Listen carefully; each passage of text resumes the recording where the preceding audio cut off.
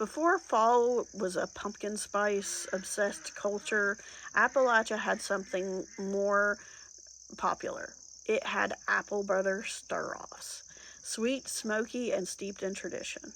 Every fall, when apples were ripe and the air turned cold, Appalachian families would gather to make apple butter the old-fashioned way. It started with a massive copper kettle and bushels of apples peeled by hand. A wood fire was lit under the kettle from morning to night, and someone was always stirring, because if you didn't, the mixture would scorch. It wasn't a chore, it was a community event.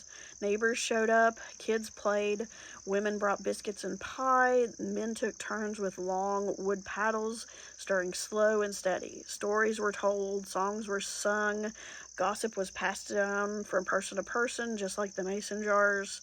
The apple butter was thick, spiced with cinnamon, and brown like molasses by the time it was jarred up, and there was enough to last all the families through the winter. Apple butter stir-offs, they weren't just about food, they were about people, about showing up, about communities working together to make sure everybody made it through the winter.